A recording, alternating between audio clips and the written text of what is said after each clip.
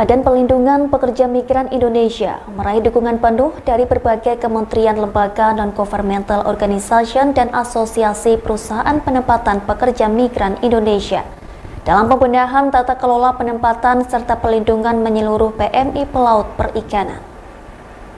Tantangan kita bersama. Proses hukum harus dan semestinya berjalan atas sindikat pengiriman ilegal pekerja migran Indonesia yang diharapkan membuat efek jera.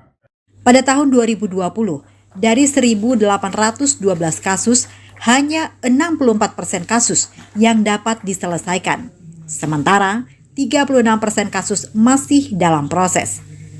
Persentase ini meningkat pada tahun 2021, di mana dari 1.702 kasus, hanya 59% kasus yang dapat diselesaikan, dan 41%-nya masih dalam proses.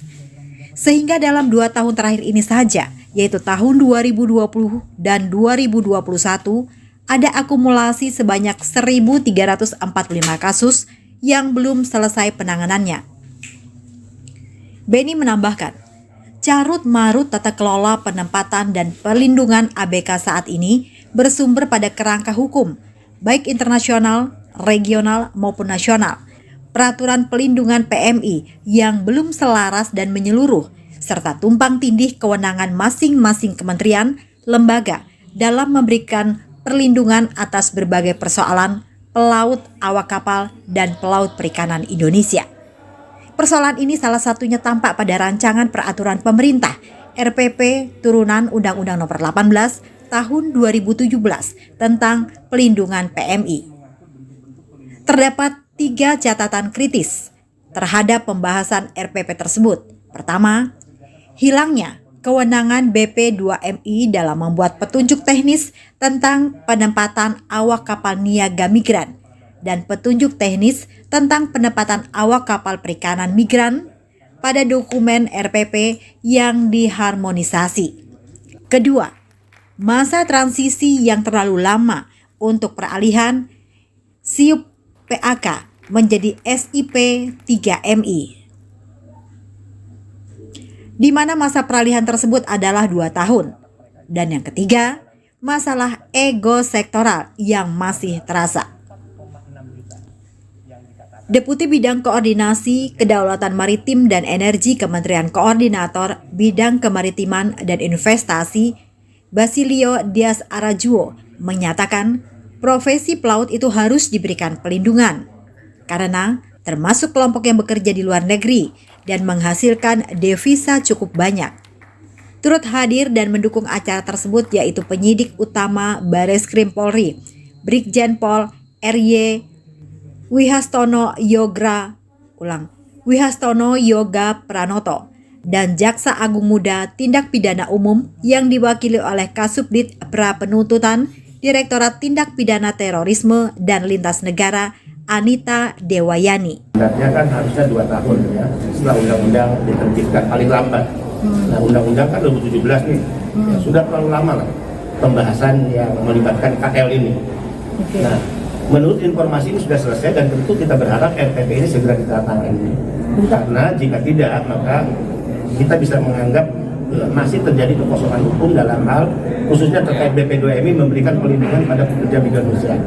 Kalau prinsip hukum mengatakan sebelum ada undang-undang baru atau aturan baru masih berlaku aturan yang lama, kalau RPP yang lama acuannya payung hukumnya kepada Undang-Undang 39/2004. Jadi banyak hal-hal yang baru sebenarnya di Undang-Undang 18/2017. Jadi kejahatan bisnis kotor penempatan ilegal ini kan dikendalikan oleh para sindikat mafia.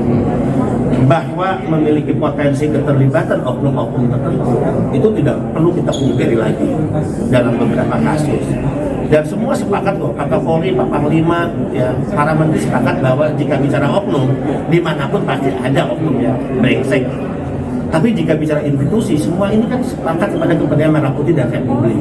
Maka setiap masing-masing institusi bagaimana menertibkan masing-masing aparatusnya.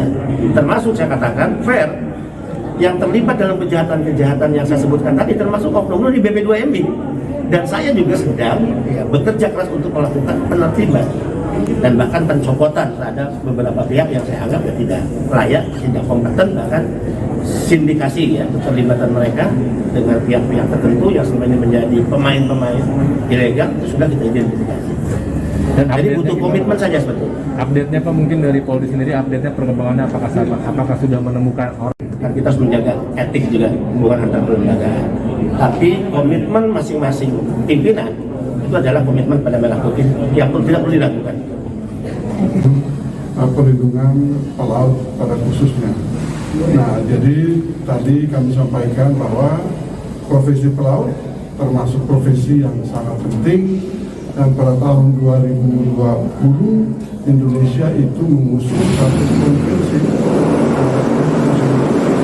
yang diakui di dunia, perlindungan pelaut pada khususnya. Nah, jadi tadi kami sampaikan bahwa profesi pelaut termasuk profesi yang sangat penting, dan pada tahun 2020 Indonesia itu mengusung satu konvensi yang diakui di dunia bekerja di luar negeri, dan mereka juga menghasilkan devisa bagi negara kita cukup banyak. Nah, dengan demikian berdasarkan undang-undang dasar kita dan berdasarkan konvensi internasional yang kita ratifikasi, kita asalkan mengatakan bahwa semua warga negara itu berhak untuk memilih pekerjaannya dimanapun mereka inginkan. Nah, dengan demikian hari ini kami tekankan lagi hal itu bahwa dari Jakarta, Noris melaporkan.